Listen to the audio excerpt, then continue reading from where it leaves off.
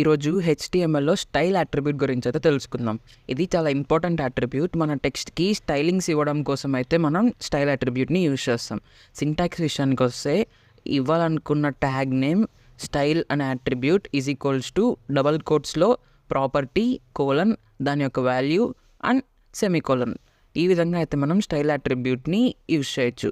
Number of వేస్లో మనం స్టైల్స్ని అప్లై చేయొచ్చు. మెయిన్గా వచ్చేసి ఫాంట్ సైజు, బ్యాక్గ్రౌండ్ కలర్ అంటే మనకి బ్యాక్గ్రౌండ్లో కలర్ అయితే వస్తుంది. నెక్స్ట్ కలర్ అంటే టెక్స్ట్ యొక్క కలర్ చేంజ్ చేయొచ్చు. బార్డర్ మన టెక్స్ట్ చుట్టూ ఒక బార్డర్ మాదిరి అయితే వస్తుంది. Next font size, colour two అట్రిబ్యూట్స్ని ఒకేసారి వాడచ్చు.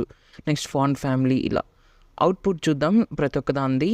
ఫస్ట్లో టెక్స్ట్ సైజ్ అయితే పెంచాం కదా, నెక్స్ట్ బ్యాక్గ్రౌండ్ కలర్ వచ్చింది, తర్వాత టెక్స్ట్ కలర్ మారింది, మళ్ళీ బార్డర్, ఆ తర్వాత కలర్ ప్లస్ సైజు, తర్వాత colour plus font family size కూడా.